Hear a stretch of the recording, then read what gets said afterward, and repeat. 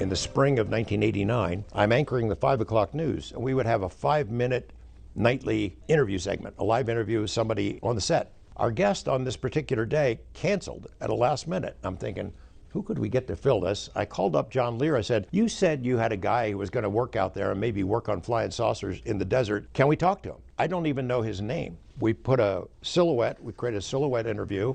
He used a pseudonym, and out this story comes. Well, there's several, actually 9 flying saucers, flying discs, that are out there of extraterrestrial origin, and they're basically being dismantled. Some are, well, in various stages of completion, built from other parts, and they're being test flown and basically just analyzed. You say there's 9 saucers. How are those tests going? As far as what? As far as whether they're successful and that sort of thing. Oh, well, some of them are 100% intact and operate perfectly. The other ones are being taken apart. I was involved mainly in propulsion and the power source. Basically, as far as I can remember, about half of them do operate, and the other half are just been torn down, basically to analyze the components to them. Where did we get these saucers? How did they come into the hands of the government? I haven't the slightest idea, and you have to understand the information is very compartmentalized, and I was only allowed information that pertained particularly to what I was involved in. But I mean, couldn't our government have made them as opposed to getting them from some alien beings? Totally impossible. The propulsion system is a gravity propulsion system. The power source is an antimatter reactor.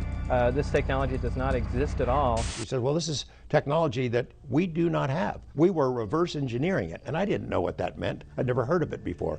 Taking it apart to figure out how it works and to see how we might either be able to duplicate the technology or defeat it if we had to fight against it.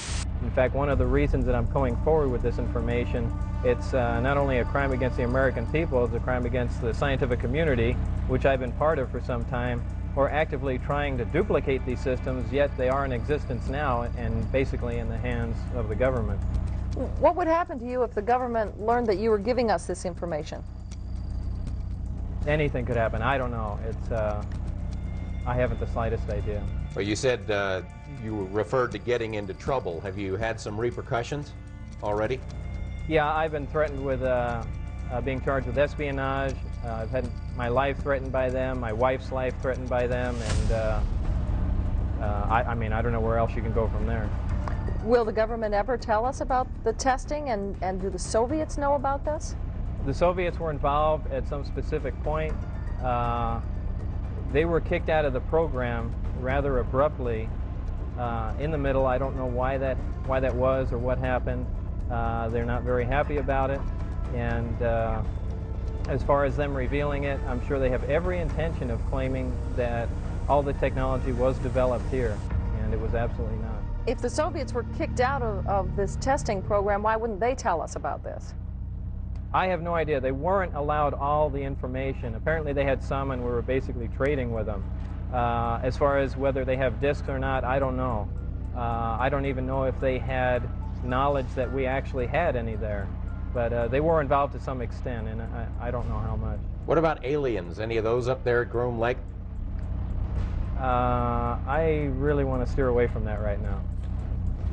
Is the Star Wars program in any way related to what's going on up there? I know some people believe that maybe we're building Star Wars for something other than the Soviets. This directly taps out of the Star Wars budget,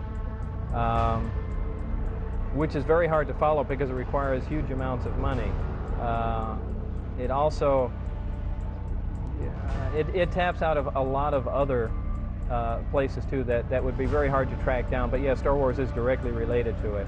The United States Navy is the part of the government that really maintains control over this. Well, we want to thank you for joining us. Pretty interesting stuff you've got to say. Thank you. Thank you, sir. Well, more news in just a moment.